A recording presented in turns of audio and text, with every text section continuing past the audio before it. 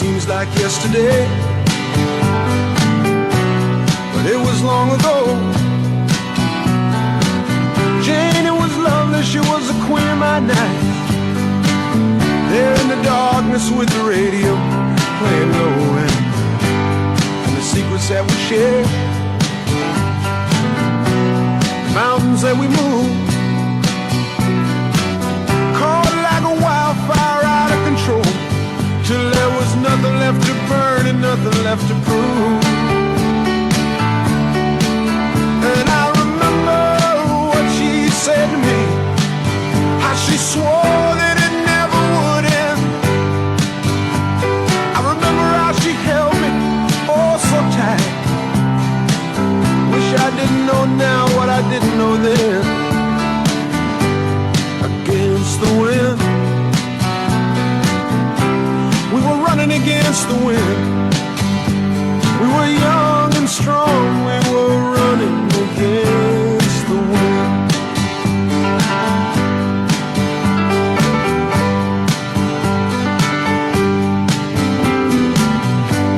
And the years rolled slowly past, and I found myself alone, surrounded by strangers I thought were my friends. Found myself further and further from my home, and I guess I lost my way. There were oh so many roads. I was living to run and running to live, never worried about paying or even how much I owed.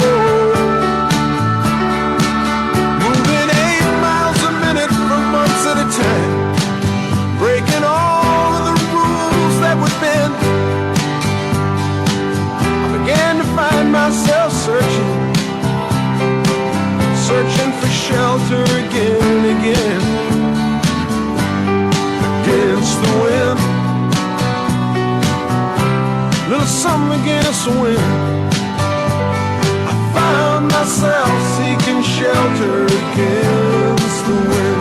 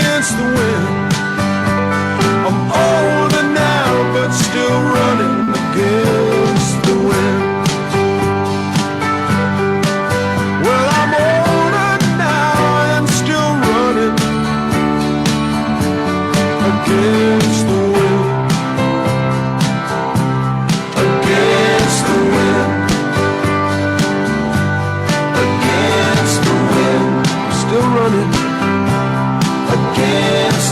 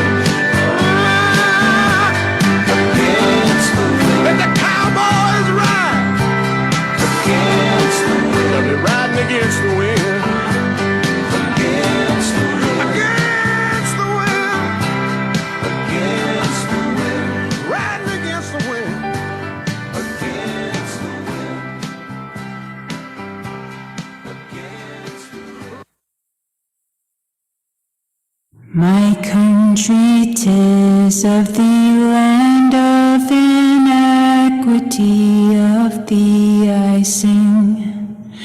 Land where my mothers cried, fought, bled, and sacrificed for rights which we are now denied. Let freedom ring.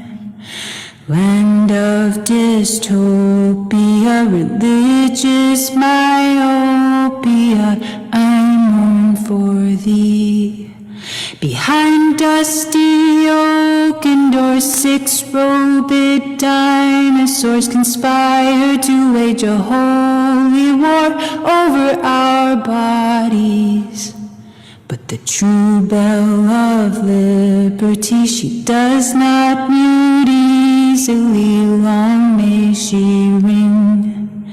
Her echoes will amplify, marching till morning light, all genders side by side, till freedom rings. I mean, we could maybe just stop it there. That's pretty much what I have to say today. Welcome. I'm glad you're here. Before I begin, is anybody uncomfortable with speakers removing their masks while they talk? Okay. I think it helps us communicate a little more clearly. Welcome to All Souls. Thank you for being here. Those of you who are here in person have noticed I am not our Reverend Barbara Jarrell. I am not our Director of Religious Education, Susan Caldwell, and our former board president and tech dude extraordinaire, Bennett Upton, is also not here today, which is why those of you at home can hear me but not see me. I promise I look great. What I'm telling you is that we are the B team, okay? So if you think the quality of this service is a smidge subpar, you could be right. Just come back when the A team returns, with or without Mr. T, I don't know. But regardless, thank you for choosing to spend part of your Sunday morning with us. We gather here to encourage one another on our individual spiritual quests, as well as to join together our efforts to make this world a better place. Whatever your age, race, origin, orientation, identity, background, status, or ability, please know that you are welcome here. Honoring diversity is a cherished part of our Unitarian and Universalist heritage. We endeavor to treat respectfully those with differing paths and opinions. This is our challenge, and this is our covenant. To everyone, members and visitors, those of you in the sanctuary and those of you watching online, we hope you enjoy this service, and we hope you leave feeling a little better for having been here. We have a few announcements from Claire McDonald, our board person of the day.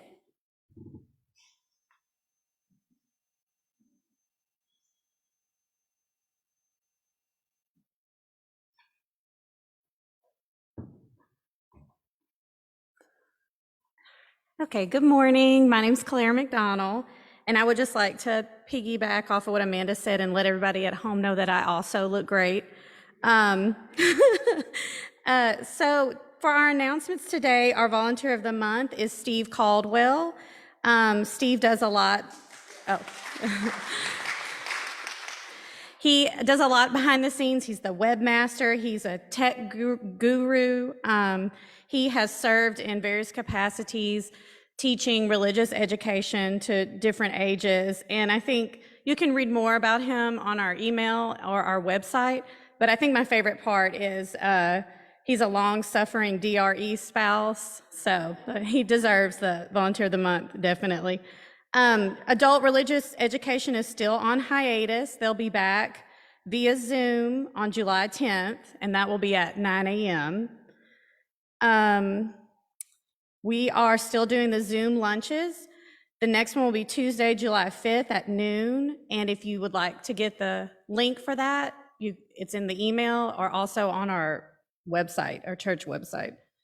The giveaway, the plate for July is Gingerbread House. This is who we've chosen for this month. They are a child advocacy center in Shreveport, providing comprehensive services for victims of child abuse and their non-offending parents, including forensic interviews, investigations, family advocacy, and counseling.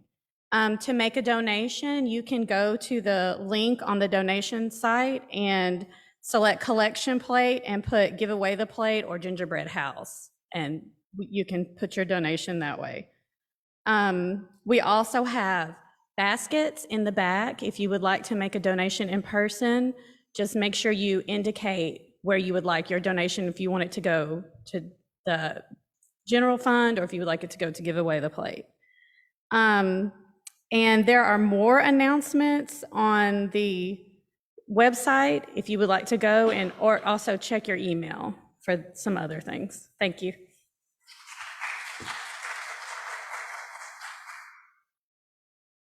Thanks so much, Claire. Those of you who are here, make sure your cell phones are silenced or off so that they won't distract you. Try to be here instead of being connected to the rest of the world just for this hour. Those of you at home, don't turn off your computer. That would defeat the point. But if you can somehow quiet other notifications, I'd invite you to be here with us for this time.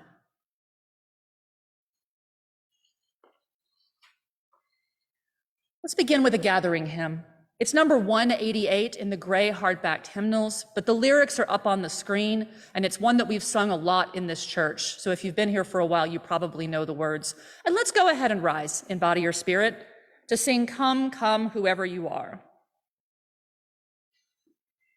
Come, come, whoever you are, wanderer, worshiper, lover of leaving. Ours is no caravan of despair. Come yet again, come again. Come, come, whoever you are, wanderer, worshiper, lover of leaving. Ours is no caravan of despair. Come yet again, come.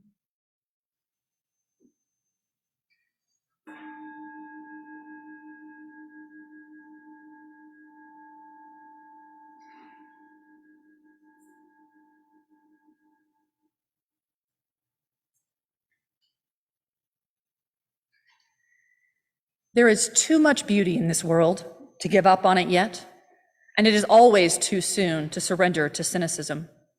Bring your doubt, your skepticism, your downright confusion, even your bitterness.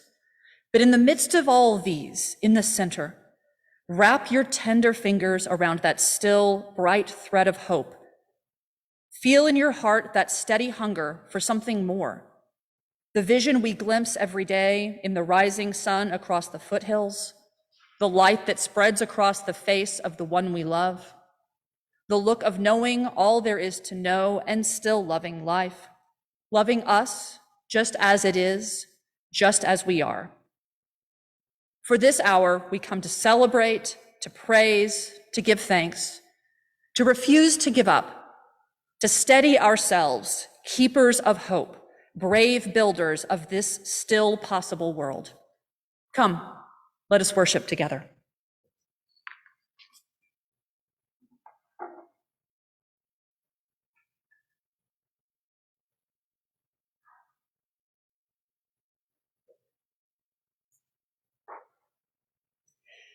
If ever there were a time for a candle in the darkness, this would be it. Using a spark of hope, kindle the flame of love, ignite the light of peace, and feed the flame of justice.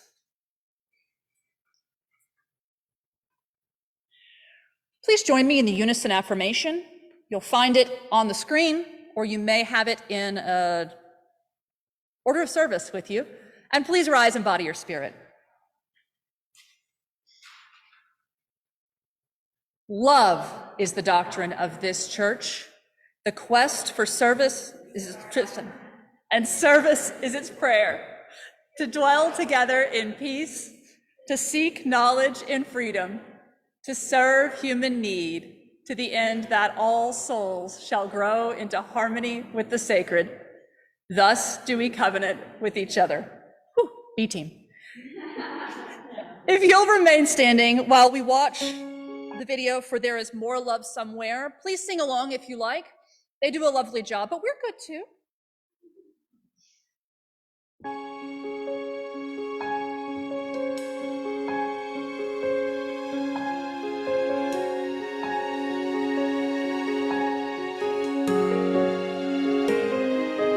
There is more love somewhere.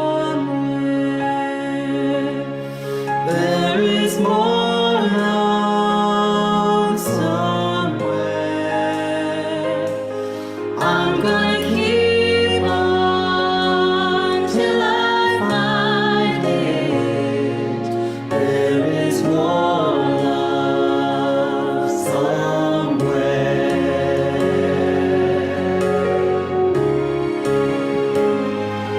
There is more hope somewhere. There is more hope somewhere.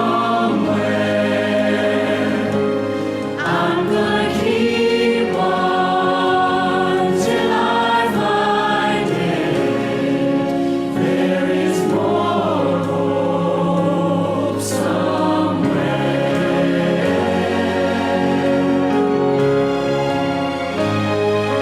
There is more joy somewhere. There is more joy somewhere. I'm gonna keep on till I find it. I'm gonna keep on till I find it. I'm gonna keep on till I find it. There is more joy somewhere.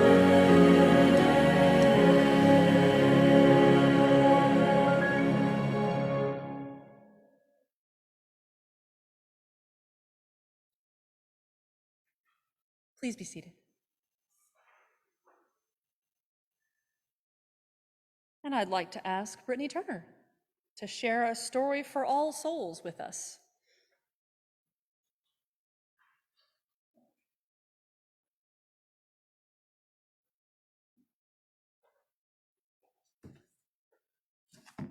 All right, good morning. It's my first time pretending to be Susan, so I appreciate everyone's patience with me. Today we are reading A Woman for President, the story of Victoria Woodhull. The author is Kathleen Kroll, and the illustrator is Jane Dyer. Introduction. The truth is, I am too many years ahead of this age. Victoria Woodhull, 1838 to 1927. There were wild women in the Wild West and throughout most of history, but the America of the mid-1800s laced itself up tight. Personal ambition in a woman was thought to be evil. Childbearing and housekeeping were her duties. No college was open to her. Respectable jobs were mostly dreary, and any wages paid to a married woman went straight to her husband. If she divorced, she could lose her children, property, and reputation. Heavy dresses dragged her down with waists cinched tight enough to cause serious health problems. Many male doctors believed all women were diseased and wouldn't examine them. The quieter and more sickly she was, the more attractive. A woman could not vote, serve on juries, or testify in court. No law stopped a husband or father from hitting her, though some laws spelled out how big an object could be used. Law, medicine, business, education, religion, politics, and even fashion all reined women in. It would take someone wild to break free. A woman named Victoria Woodhull tried. She was born Victoria Claflin. Later, she liked to recall her cheerful childhood. The pretty white cottage, flower gardens, loving relatives descended from royalty. In real life, everyone in Homer, Ohio wanted the Claflin family to get out of town. Their rattling shack lacked furnishings, even an outhouse. Victoria was the 7th of 10 quarreling children. Their father beat them, and the boys ran away as soon as they could. At mealtimes, the children roamed to other houses to beg for food. Victoria refused to beg.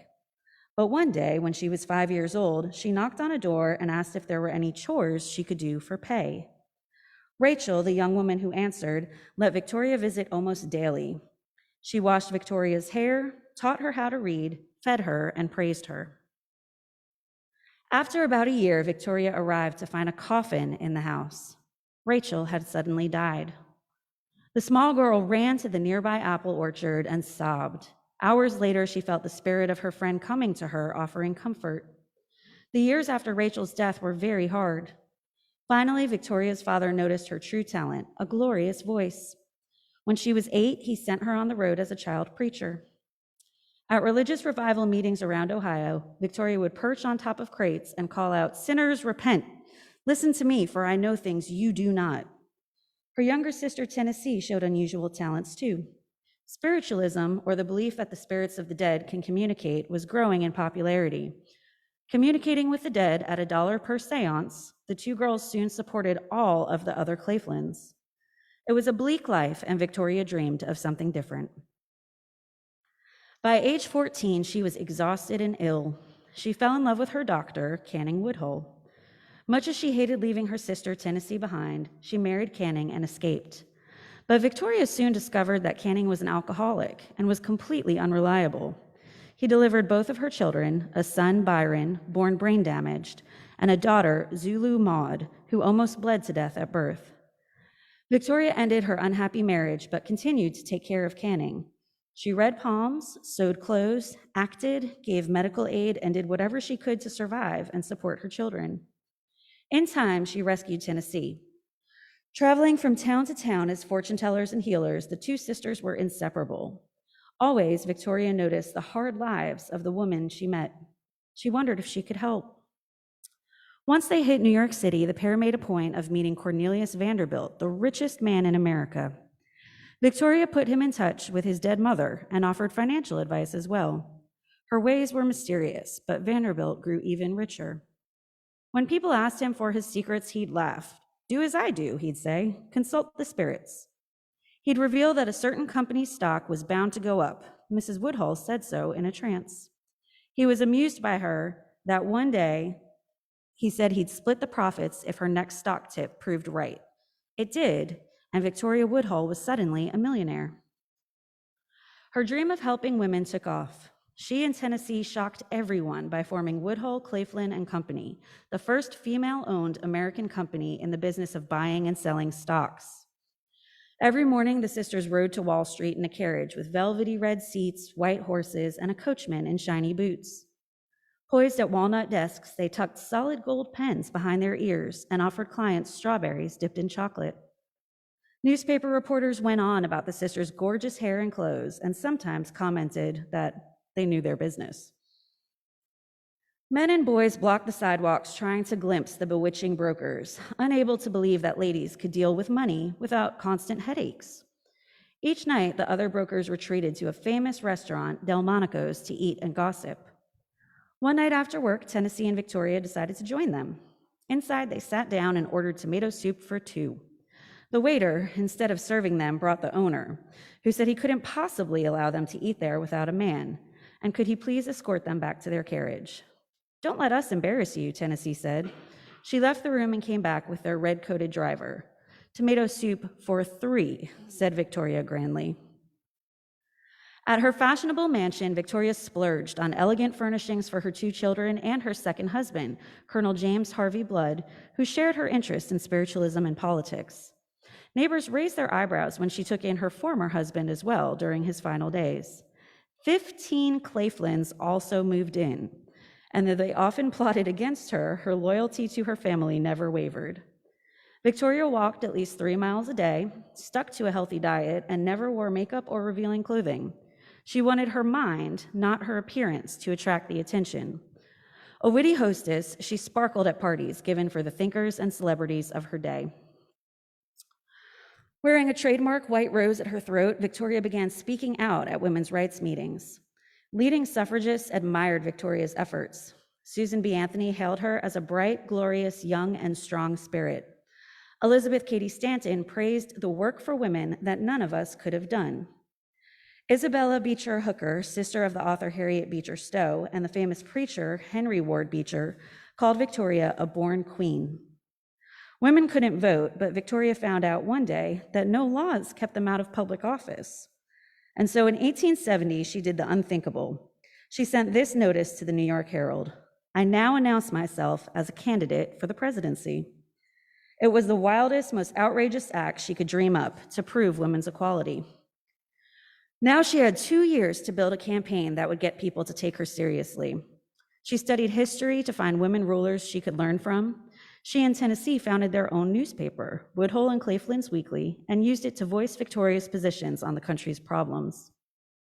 A leading writer composed her official biography as she began the expensive process of getting her name on the ballot in each state. Victoria realized her campaign was doomed unless women could vote for her. So on a national speaking tour a year into her campaign, she became the first woman in history to address Congress. That day, she was so tense that her face broke out in red patches. Tennessee took her hand. Then, in a low voice full of passion, Victoria listed sentences in the Constitution that she argued already gave women the right to vote. Congressmen were spellbound. All the major newspapers covered Victoria's speech. President Ulysses S. Grant invited her to the White House and reportedly told her she might occupy his office someday. During the next local election, she and Tennessee led a group of women to a polling booth. 3 inspectors stroked their beards nervously as Victoria presented her ballot. An inspector said, "I can't take it. I can't look at it." He kept repeating himself over and over as a crowd of men gathered around, laughing. When Victoria finally stepped aside, she was rigid with humiliation at first. Then she promptly gave a stirring speech about women's right to vote. After the failed voting attempt, Victoria's name began coming up in sermons and at social gatherings. Newspapers tended to belittle the campaign as entertaining. They called her women's supporters as homely as nutmeg graters. Some people even found her threatening. Harriet Beecher Stowe called her a witch. Harriet's sister, Catherine Beecher, tried to warn Victoria. One morning, she invited herself along on a carriage ride through Central Park.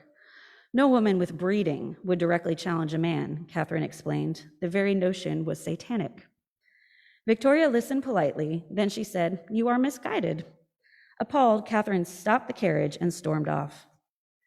Somehow, Victoria had more confidence than ever. "There was always some power impelling me onward," she said later. By the end of her presidential campaign, she was able to finance and organize a convention for the Equal Rights Party, her most daring dream come true. Almost 700 delegates, representing nearly half the states, streamed into Apollo Hall in New York City. All wanted to reform society, though all had different ideas for doing so. Sounds familiar. Newspapers called the delegates wild men and women, strange-looking people. Victoria and Tennessee were the 2 Amazons, described as usual by what they wore. At twilight, the candidates were called to the stage. Raising her arms, reaching out to the delegates, she began, "Go where we may in the land, we see inequality and injustice."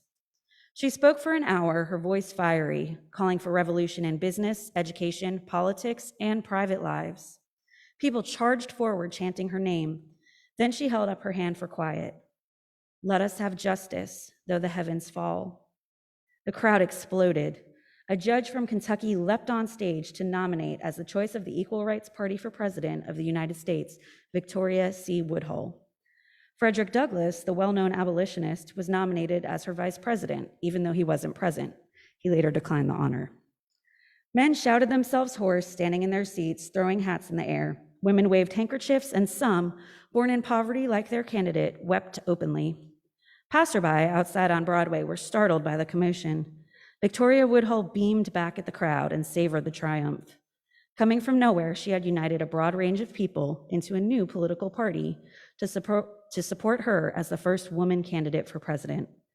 It was a wild moment in American history, and times would never be the same for women. Victoria Woodhull did not, of course, win the 1872 election. Ulysses S. Grant won his second term by a landslide. Victoria did not even get to try to vote for herself. Instead, she spent Election Day in jail. A week earlier, her newspaper printed an article about the private life of Henry Ward Beecher, the country's best-loved preacher. It upset Victoria that he acted so differently, being unfaithful to his wife, from what he preached, the sacred bond of marriage. The scandal became one of the greatest of the 19th century, but its most immediate effect was on Victoria. The Beecher family rallied against her. They kept Victoria and Tennessee tied up in courts and in and out of jail. After 2 years, the sisters were found not guilty on all the various charges, including sending obscene publications through the mail. But the fight bankrupted Victoria. Wild rumors swirled. Those who liked her when she was rich turned against her. After several years of lecturing across the country, fighting for her reputation and all that she stood for, Victoria simply started over. She divorced her husband and at age 39 took her children and sailed with Tennessee to England, where they both married very wealthy men and lived out their days in great style. To be perfectly frank, she once told reporters, I hardly expected to be elected. The truth is, I am too many years ahead of this age and the unenlightened mind of the average man. But she did open doors. If my political campaign for the presidency is not successful, she proposed, it will be educational. She sincerely believed that all women benefited from seeing one of their gender enter a male arena. And taking on the business world, publishing, religion, and politics, all the male-dominated institutions of her day, she broke many boundaries. Society punished her harshly. Indeed, it all but succeeded in erasing her name from history.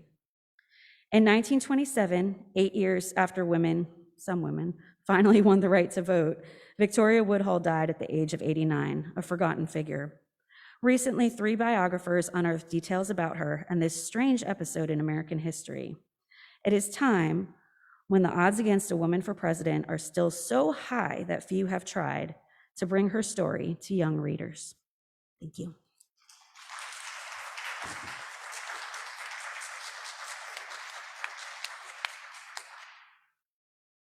Will you join me as we sing the children to their classes? Go now in peace, go now in peace.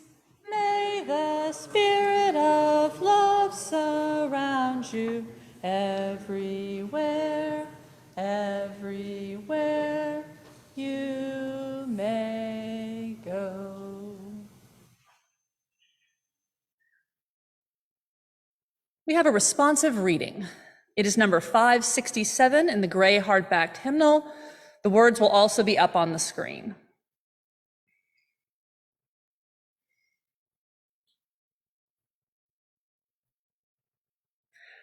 I want to be with people who submerge in the task, go into the fields to harvest and work in a row and pass the bags along, who stand in the line and haul in their places, who are not parlor generals and field deserters, but move in a common rhythm when the food must come in or the fire be put out. The work of the world is common as mud, botched. It smears the hands, crumbles to dust. A thing worth doing well has a shape that satisfies, clean and evident. Greek amphoras for wine or oil, Hopi vases that held corn, are put in museums, but you know they were made to be used. The pitcher cries for water to carry, and a person for work that is real. I'd like to invite Rebecca Tuggle to give us her reflection on Roe, on Dobbs, on hope.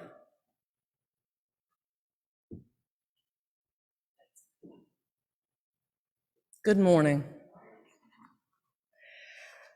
I would imagine that many of you feel probably the same way that I did once the draft was leaked that the Supreme Court was actually not just considering, but they were poised to overturn Roe versus Wade. That was where the rage has been in me for a while, but that's where it really just kicked into high gear. And of course, the subsequent decision on June the 24th threw me into despair, and I know that I'm not the only one, not by a long shot. But as we all know, being in despair is not a great place to stay. It's nice to visit from time to time, but you don't want to live there. And it's not feasible or responsible, honestly, to live in that state. So what do we do? And that's what I have found has led me to basically embrace activism as a form of carrying hope for the future. And through action, be able to feel like I'm actually doing something, because that's probably the main thing I think that a lot of us wrestle with is, are we doing enough? Are we doing anything? Can we do more? And actually, a growing body of research suggests that engaging in activism, especially political activism or social activism, tends to result in positive changes, not only for the person doing them, but for society at large. And so I found an actual study published on PubMed. It's from the NIH, and it's called "When Does Activism Benefit Well-Being? Evidence from a Longitudinal Study of Clinton Voters in the 2016 US Presidential Election," which, let's face it, we thought we were prepared, didn't we? But yes, this actually has been studied. It's been studied quite well, actually, in the past, but there is evidence consistent with the idea long suggested by psychologists and social theorists that working towards something bigger than the self is a fundamental human striving, and that the satisfaction of this basic motive promotes well-being. It's also consistent with more recent research showing that actions that are directed towards the welfare of others or one's community facilitates personal well-being. Now, the caveat to this: there are studies too that show that when your activism doesn't result in the results that you want, that tends to lead to depression. But that does not mean to stop, and that definitely doesn't mean to give up. And like I say, so where do we go from there and what can we do? What I have done and what I've seen many of you do, I've seen you at the rallies, I've seen you at the protests, and we've got another one tonight at 6:30 at City Hall, or the courthouse, I should say. So please come join us if you are able. But there are many ways to get involved in bringing this decision back to right. Okay. There are also ways to get involved in helping women obtain abortions where they can. And so I've got some places for you to start with that. With regards to Roe and abortion access, there is the Abortion Access Front. They live stream, blog, and use social media to provide news on assaults on reproductive rights and information on how you can fight back. They also aid abortion providers. They travel around the country giving practical as well as emotional support to those that are in the clinics working. You can also get involved directly through abortion funds. These help pregnant people access abortion services, as well as practical support of covering those traveling expenses, caring for children at home, the kind of things that people don't really think about when they provide donations for this kind of support. One of the biggest that spearhead this is the National Network of Abortion Funds. It aids those seeking abortions, and it organizes by connecting racial, economic, and reproductive justice to remove the logistical and financial barriers to those seeking abortion, and those, as we know, especially in the southern states, are many. As a matter of fact, our own Brittany Turner and her sign company, she has made some signs that have "I will help you access abortion" and the website address for the National Network of Abortion Funds. She's going to be selling these for $20, and they will be available at our next service. If you wish to purchase them, all proceeds will be benefiting the National Network of Abortion Funds. Now, NOF, which is the New Orleans Abortion Fund, has been working here in Louisiana for over a decade to help pregnant people all over Louisiana access reproductive and abortion care. We also have Lift Louisiana. Matter of fact, we've worked with them here at All Souls on things.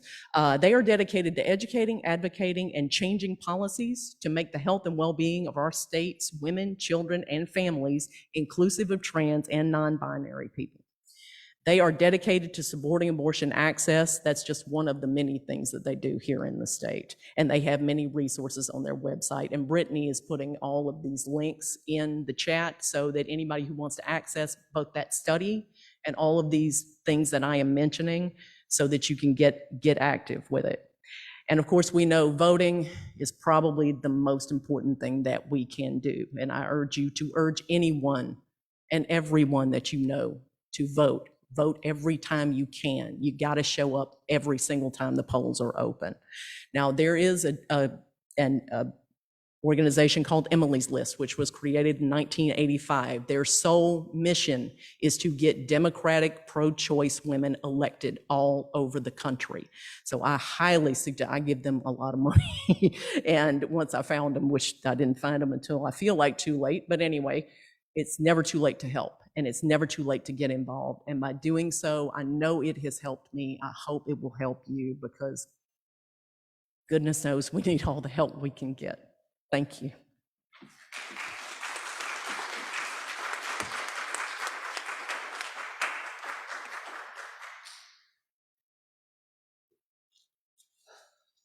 Take a deep breath. Relax into the pew or into your seat at home.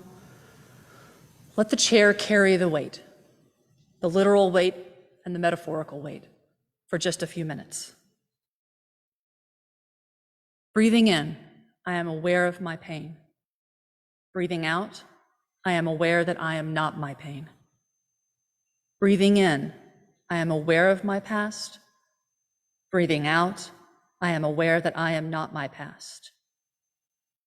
Breathing in, I am aware of my anger. Breathing out, I am aware that I am not my anger. Breathing in, I am aware of my despair. Breathing out, I am aware that I am not my despair. Breathing in, I am aware of peace. Breathing out, I am aware that I am worthy of peace. Breathing in, I am aware of love. Breathing out, I am aware that I am worthy of love. Breathing in, I am aware of joy. Breathing out, I am aware that I am an agent of joy. Breathing in, I am aware of hope. Breathing out, I am aware that I am an agent of hope. Breathing in, I am aware.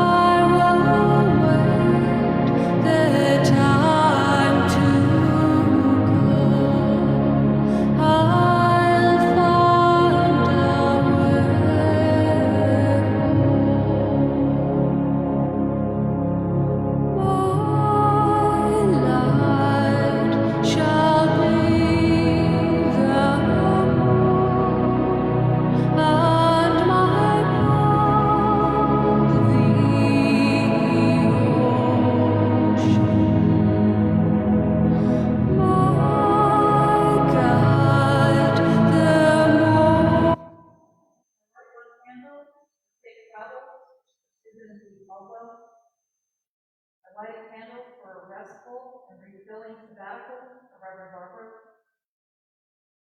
I light a candle for any unspoken joys, and I light a candle for any unspoken sorrows.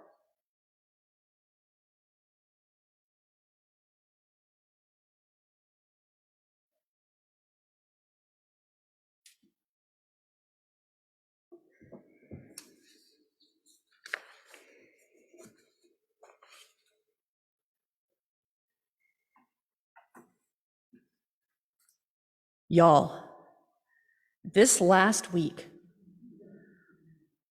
I kept describing Friday as a gut punch, and I don't think I'm the only one in the room who felt that way.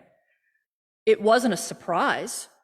I never hoped the decision would be different than the leaked one, and yet, still a gut punch. I spent last weekend and most of last week feeling different combinations of mad and miserable.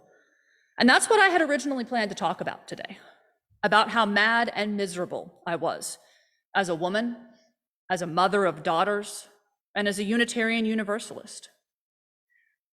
But those of you who know me know how pathologically optimistic I am. Seriously, we laugh, but I know for a fact it drives my children crazy, and I suspect my friends sometimes feel the same way. That's fair. It probably shouldn't have been a surprise to me in the middle of last week when I needed to get to work on this service, and I just didn't. It's not that I wasn't still mad. I was, and I am. It's not that I wasn't still miserable. I was, and I am. It's just that at some point, stewing around in all of that isn't any good for me. I've got to find something else. And like a Greek myth, what I find in the bottom when all the sticky, vile black clouds are gone is hope. But where's the hope in this one? Other than the literal clinic and its incomparable staff and supporters who keep on fighting in every way to serve those with uteruses and protect their bodily autonomy. The subsequent Supreme Court decisions didn't do much to raise my spirits last week, nor did that Facebook meme about pictures of women in Iran before the Islamic Revolution. But my clinical optimism cannot be denied. And at some point, I started thinking about how different this country is now than it was in 1973, when Roe v. Wade was originally decided. And you know what? We've come a long way. There are people with a ton of power working really hard to take us back there, but damn, they've got a lot to undo. So I want to tell you some of the things that gave me some comfort and gave me some hope this week, and maybe it'll do the same for you. First off, I want to talk about representation in our government in particular.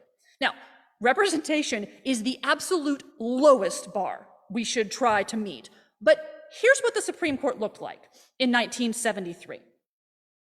Notice anything? Anybody missing?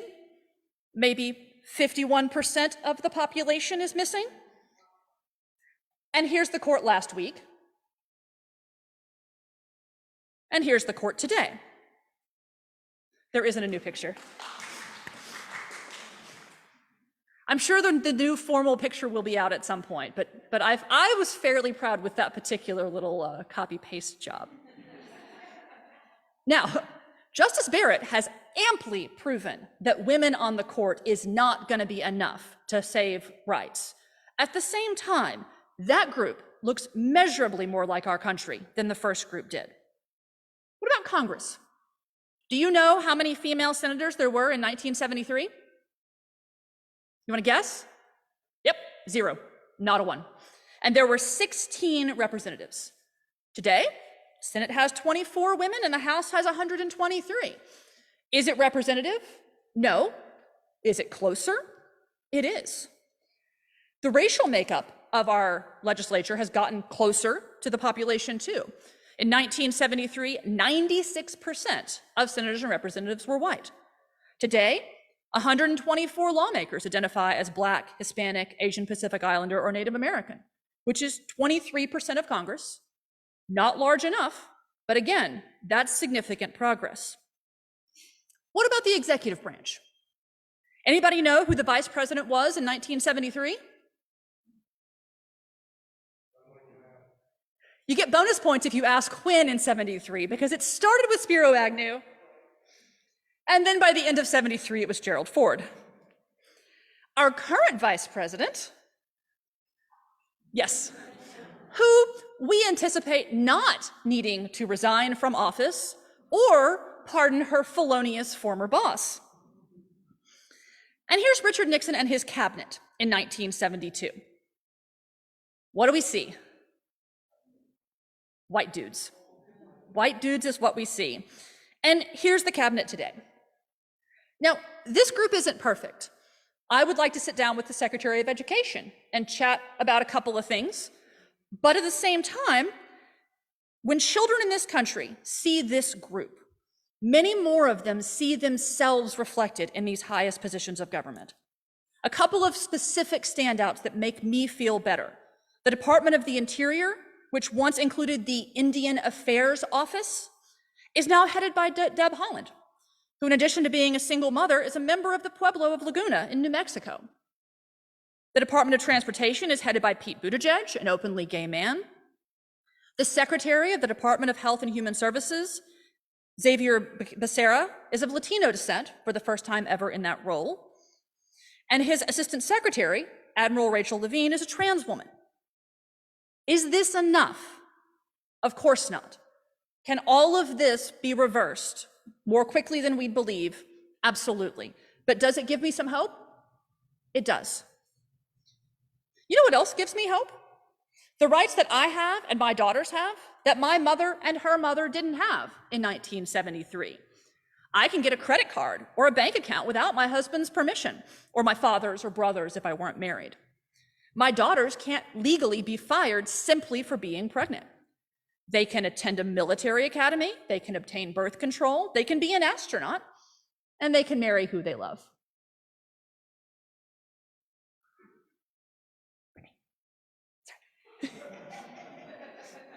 Sorry, gotta celebrate this gorgeous couple. We're doing great, y'all. We're doing great. This list gives me hope, but it also makes me nervous because some of those very rights have been specifically named for further scrutiny by current Justice Thomas. As many people have noticed, it's odd that he stopped just short of mentioning Loving versus Virginia, the case that made his very own marriage legal. And it has to be said that my mother and my daughters and I had and have racial and economic privilege that insulated and insulate us from the worst consequences of most of these decisions. But the last thing that gives me hope is my children themselves. There are a lot of hot takes about kids these days being lazy or unfocused or whatever. I'm here to tell you, as a mother and also a teacher of high school students, that those hot takes are hot garbage. The young people that I know, in their late teens and 20s in particular, are empathetic, self-aware, authentic, and passionate. And they're well-informed. They know what's happening in the world, and they know how it can and will impact them if they don't act. And they're prepared to act. My son and a car full of friends stopped by my house yesterday to pick up some umbrellas on their way to a rainy protest at the courthouse. He invited me to come along. And I stayed on the couch with my cup of coffee. But the kids are great. The kids are fighting, and they deserve to have us fight with them.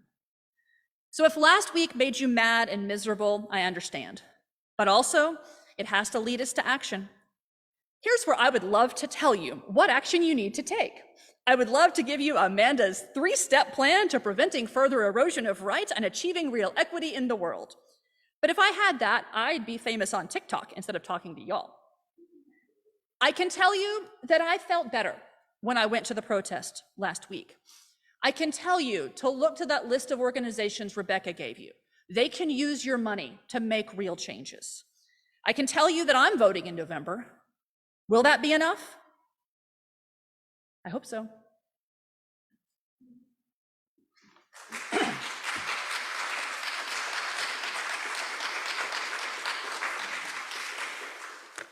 It might be enough, but it might not be enough soon.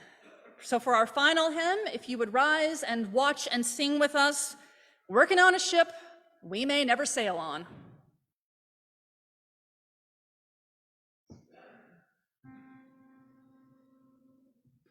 Working on a ship we may never sail on.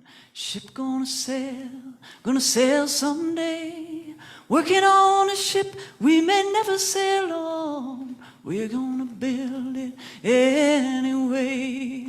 The truth said, ain't I a woman? Ship gonna sail someday. Mother Jones said, no child labor. Ship gonna sail someday. Eugene Deb said, no more prison. Ship gonna sail someday. And Joe Hill said, don't mourn, organize. Ship gonna sail someday.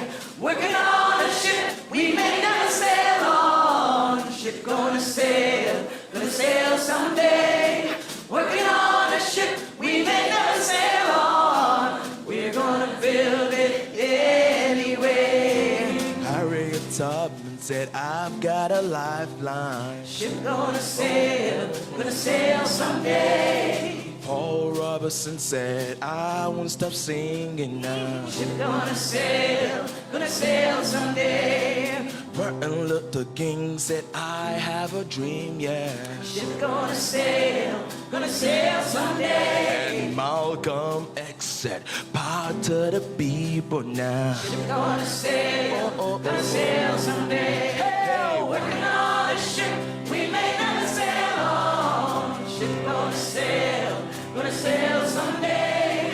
Working on a ship we may never sail on. We're gonna build it anyway. Dorothy Day said, swords into plowshares. Ship gonna sail someday. Caesar Chavez said, viva la huelga. Ship gonna sail someday. Walt Brissett said, honor the treaties. Ship gonna sail someday. And Phil Berrigan said, no more atom bombs. Ship gonna sail someday. Oh, working on a ship we may never sail on. Ship gonna sail someday. Working on a ship we may never sail on. We're gonna build it anyway. Myers and Mark Wilkins. Ship gonna sail someday. Education, equity, every town in the city. Ship gonna sail someday. Oh, working on a ship we may never sail on. Ship gonna sail someday. Working on a ship we may never sail on. We're gonna build it anyway. Well, they're all gone, but we're still building. Ship gonna sail someday. On the wings of peace and the waters of justice. Gonna sail someday. Yeah, working on a ship we may never sail on. Gonna sail someday. We are working on a ship we may never sail on. We're gonna build it anyway.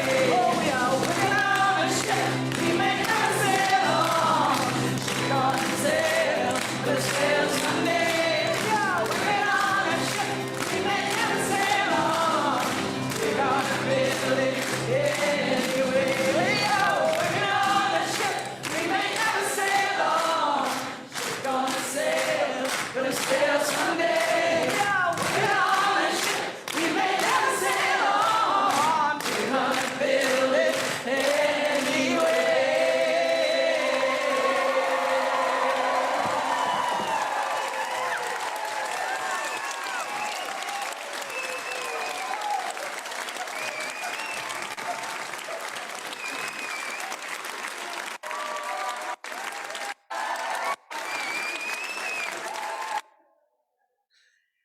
We have come together to share our deepest concerns, speaking and singing words of inspiration and of hope.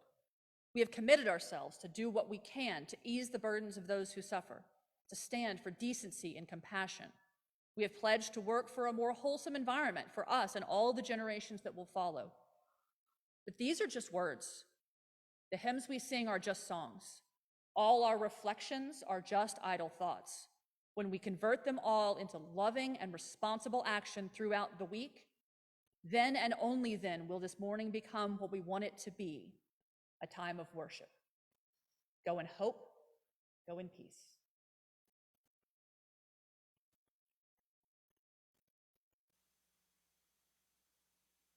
I got me a shovel, and I'm digging a ditch, and I'm gonna fight for this 4 square feet of land like a mean old son of a bitch. I got me a future, I'm not stuck on the past, I've got no new tricks, yeah, I'm up on bricks, but me, I'm a machine and I was built to last. I'm trying to get better 'cause I haven't been my best. She took a plain black marker, started writing on my chest. She drew a line across the middle of my broken heart and said, come on now, let's fix this mess.